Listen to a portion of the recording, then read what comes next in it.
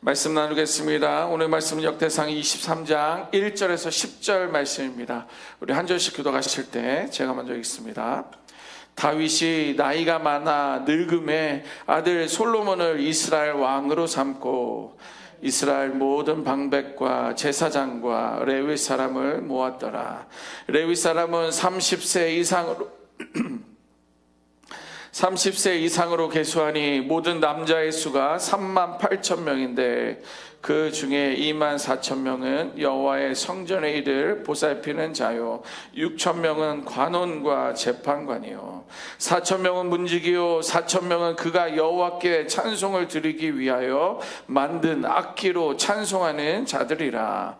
다윗이 레위의 아들들을 게르손과 그핫과 무라리에 따라 각 반으로 나누었더라.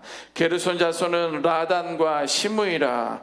라단의 아들들은 우두머리 여히엘과 또 세담과 요엘 세 사람이요 시므의 아들들은 슬로밋과 하시엘과 하란 세 사람이니 이는 라단의 우두머리들이요 또 시므의 아들들은 아핫과 시나와 여우스와 브리아이니 이 네 사람도 시므의 아들이라.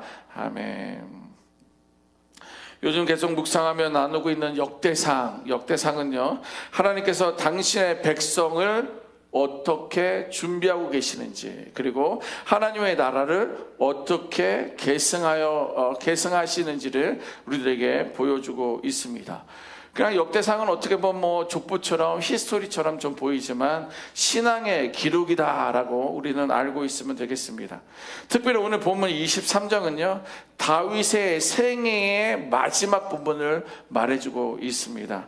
다윗은 무엇을 남겼는지를 오늘 보여주고 있습니다.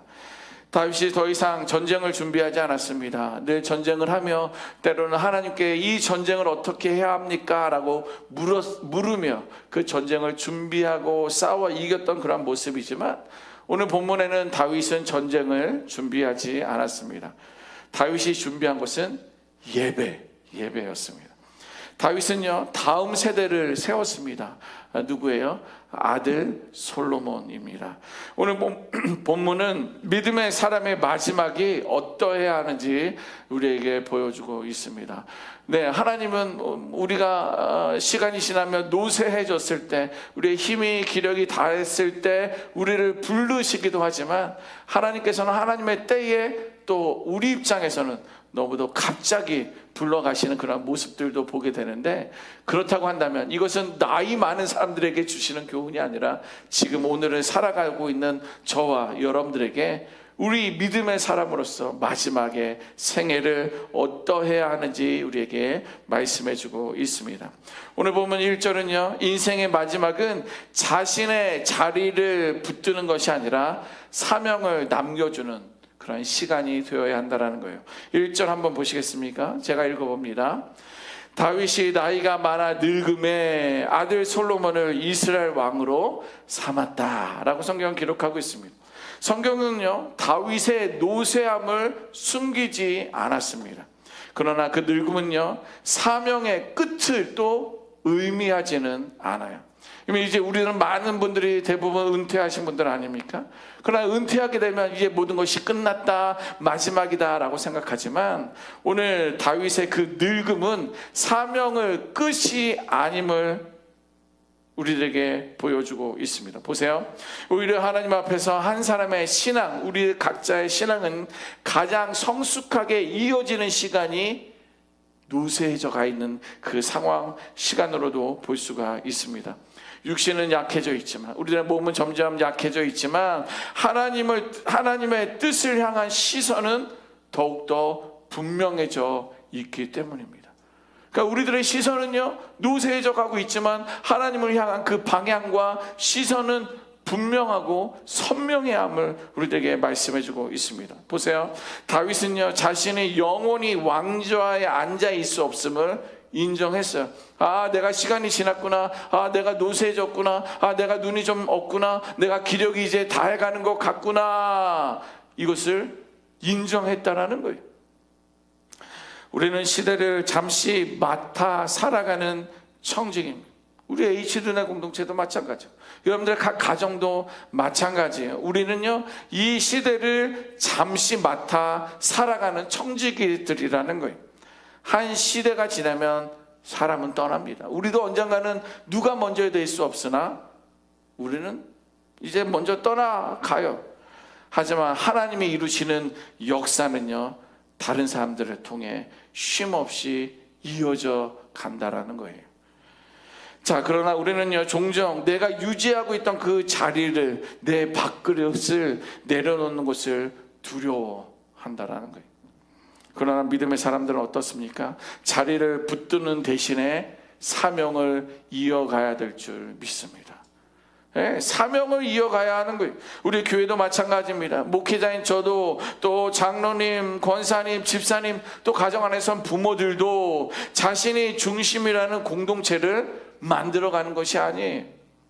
하나님이 중심이 되는 공동체를 세워가야 한다는 거예요. 우리는 언제 하나님의 부르심 앞에 죽음을 맞이할 수밖에 없지만, 그러나 그 사명을 다음 세대를 위하여 예비해주고 연결해주고 남겨줄 수 있는 그런 공동체를 만들어가야 한다는 것입니다. 내 이름이 아니라 하나님의 역사가 계속되도록 준비되어야 합니다. 진정한 믿음은 무엇입니까? 내가 떠난 그 뒤에도 하나님의 일이 계속되고 있는가? 아니, 목사님이 빠졌더니 뭐 아무것도 안 되네요. 장로님의 그 빈자리로 인해서 이게 아주 다 모두가 문제가 됐네요. 흩어졌네요. 아니요. 진정한 믿음은 무엇입니까? 내가 떠난 자리에도 하나님의 일이 계속되고 있어야 한다는 거예요. 그래서 1절 말씀을 통해 우리에게 쭉 보여주고 있습니다. 2절에서 6절 말씀 무엇입니까? 하나님은요, 사람을 모으시는 것뿐만 아니라 각 사람에게 맡길 일을 정하신다라는 거예요. 네, 이제 다윗은요, 이스라엘 모든 지도자들을 불러 모읍니다. 제사장들을 불러 모으고요, 레위 사람들을 이제 모아 놓습니다. 그러고 나서 인원 파악을 하는 거예요. 우리 얼마 전에도 인구조사의 문제에 대해서 이야기했는데, 오늘은 그것을 전혀 문제 삼지 않습니다. 왜? 그 중심이, 그 마음이 어디에 있는지 하나님은 알고 있기 때문이에요. 하나님이 예비하신 거예요. 그래서 레위 사람들, 이 사람들을 다 모아서 계수해 보니까 30세 이상 된 사람들, 레위 사람들을 계수하니까 38,000명이었다라는 통계가 나오는 거예요. 그들에게는요, 모두 다른 역할들이 주어졌습니다. 구체적으로 오늘 써놓는데 24,000명은 여호와의 성전 일을 감독했다. 24,000명이면 얼마나 많은 사람들이. 또 6,000명은 관리하고 재판관이 되었다. 4,000명은 문지기가 되었다. 4,000명이 문을 지키고 있었어요. 또 4,000명은 악기를 가지고 하나님을 찬양했다. 이렇게 성경은 기록하고 있어요. 이것은요, 매우 중요한 영적 원리를 우리들에게 말씀해주고 있는 것입니다. 어떤 영적 원리입니까? 그것은 뭐예요? 하나님은 다양한 은사를 가진 사람들이 서로 다른 역할을 감당할 때 공동체가 건강하게 세워간다는 것을 말씀해주고 있습니다. 우리 교회도 마찬가지입니다. 보이지 않는 자리에서 안내하는 사람들이 있습니다. 주차나 주방으로 섬기는 사람들이 있습니다. 또 찬양으로 섬기는 사람들이 있습니다. 또 행정을 맡고 있는 사람들도 있고, 또 기도하는 사람들이 있습니다. 모든 섬김들이요, 하나님 앞에서는 모두가 동일하고 귀합니다. 다윗은요, 찬양을 위해 악기까지 준비하게 됩니다. 예, 악기의 이름 다 오늘날 우리들의 악기처럼 돼 있지만, 정말 그는 찬양하기 위하여, 예배하기 위해서 악기를 예비하고 악기를 연주하게 하고 있어요. 이렇게 하나님께 드려지는 예배는요, 헌신과 준비와 또 모든 질서 속에서 하나님께 드려지는 거예요. 헌신과 또 준비와 질서 속에서 예배를 드려진다라는 거예요. 이어서 7절에서 10절 말씀은요, 예배 공동체의 중심은 혈통이 아니라 하나님께 드려지는 삶이다라는 거예요.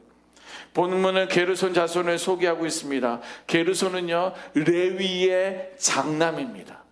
레위의 장남으로서 그의 후손들은요 이스라엘의 예배 공동체를 섬기기 위해서 중요한 역할을 담당했던 그러한 사람들입니다.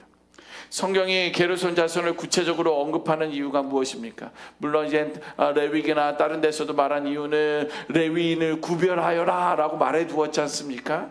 그런데 그 게르손을 구체적으로 언급한 이유는요, 그것은 하나님께서 예배를 위해서 각 가문에게 맡겨주신 사명이 있음을 분명히 보여주기 위함이, 그 레위 지파 게르손 자손들은 너희들은 예배에 중점되어 섬겨라, 지켜나가라, 올려드려라 라고 사명을 보여주고 있다라는 것입니다. 역대상은요 게르손 자손을 통해 예배 공동체는요 익명의 군중이 아님을 말하고 있습니다.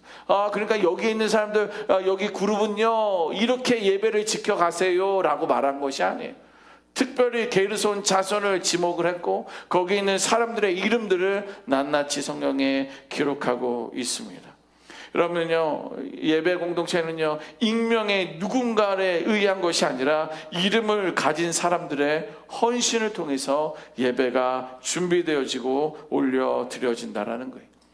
게르손 자손은 맡겨진 자리에서 얼마나 충성되게 섬겼는지를 보여주고 있습니다. 4,000명 문지기, 또 몇천 명은 몇천 명은 누구 해? 그러면 나 하나쯤이야 문 좀 늦게 나가면 어때? 아니면 못 지킬 수도 있는데 안 지키면 어때? 괜찮지 않아? 나머지 몇천 명이 더 있는데.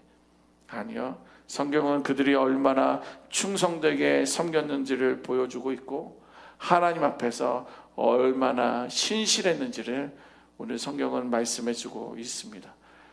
이것이 은혜입니다. 우리는 세상에 이름을 남기려고 살아가는 사람들이 아니라 하나님 앞에 이름이 기록되기를 소망하는 사람들이 되어야 할 줄 믿습니다. 누가복음 10장 20절에 이렇게 기록하고 있어요. 그러나 귀신들이 너희에게 항복하는 것으로 기뻐하지 말고 너희의 이름이 하늘에 기록된 것으로 기뻐하라 라고 성경은 기록하고 있습니다. 이렇게 하나님 나라는요 화려한 어떠한 업적보다도 충성된 이름을 위해 세워지기 때문이라는 거예요. 내가 이것을 이루었다, 이것을 위해서 우리는 사단을 대적해서 기쁘다, 이것이 더 화려하고 더 큰 것처럼 보이지만 그러나 성경은요 그런 화려한 어떠한 업적보다도 충성된 그 이름이 기록되기를 원하고 그것으로 공동체가 세워지고 그것으로 하나님 나라가 세워짐을 말씀해주고 있습니다. 여러분 오늘 역대상 23장에서 1절 10절 말씀은요 늙어가는 다윗의 모습을 보여주고 있지만 사실은 가장 성숙한 다윗의 모습을 우리들에게 보여주고 있습니다. 아름다운 것 같아요. 저도 이제 50대 중반 이렇게 되고 있는데 이제 60대의 나의 모습은 어떨까? 70대, 80대 상상이 가지 않지만 그래도 그때는 정말 나의 이름이 생명책에 기록되는 것뿐만 아니라 성숙된 어떤 목회자의 모습, 아버지의 모습, 남편의 모습, 그런 모습이 남겨지면 좋겠다라는 소망을 갖게 됩니다. 다윗은요 왕권을 움켜쥐지 않고 다음 세대를 준비했어요. 세웠습니다. 그는 자신의 업적을 자랑하지도 않았고 하나님의 예배를 준비하고 있었던 거예요. 여러분 다윗은 하나님이 맡기신 그 자리를 찾아주었고 하나님이 맡기신 자리를 찾아주었고 하나님은 평범한 사람들의 이름까지도 낱낱이 성경에 기록하셨습니다. 세상은 은퇴를 일의 마침표로 생각하지만 하나님께서는요 우리들의 은퇴를 사명의 마침표로 여기지 않았다라는 거예요. 직장은 떠날 수도 있어도 하나님의 부르심에는 떠날 수 없습니다. 직분은 내려놓을 수 있어요. 시간이 되면서 내려놓을 수 있어도 기도의 자리와 믿음의 본은 내려놓을 수 없어요. 직분도 끝나면서 기도의 자리도 믿음의 본도 원죄의 모습으로 돌아가려는 그런 것이 아니라 직분은 내려놓을 수 있어도 기도의 자리와 믿음의 본은 내려놓을 수 없어야 한다는 거예요. 보세요. 다윗은 늙어서 비로소 가장 중요한 일을 했습니다. 그것은 하나님께서 이루실 다음 세대를 준비하는 것이었습니다. 이제 우리에게도 같은 부르심이 이제 우리 앞에 있습니다.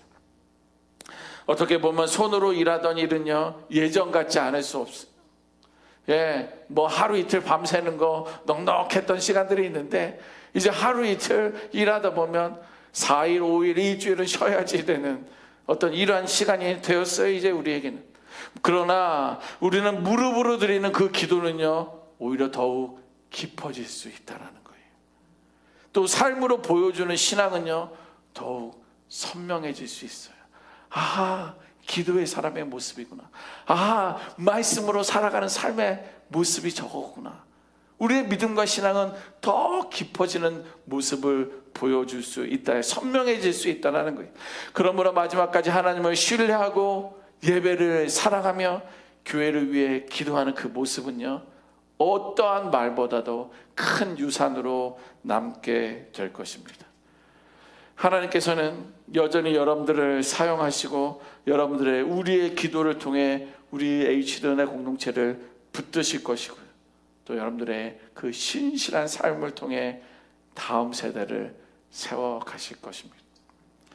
바라기는 언제일지 모르지만 이제 우리의 생애가 다하는 날까지 다윗처럼 자신의 자리를 하나님께 맡기고 또 하나님의 나라를 다음 세대에게 기쁨으로 이어주는 믿음의 사람으로 살아가기를 부탁드립니다. 그래야 우리의 마지막 날에 잘하였도다 착하고 충성된 종아, 이 한마디면 정말 은혜로 족한 줄 믿어요. 잘하였다 착하고 충성된 종아라는 그 주님의 음성을 듣는 복된 성도들 되시기를 주님의 이름으로 축원합니다. 아멘. 기도하겠습니다.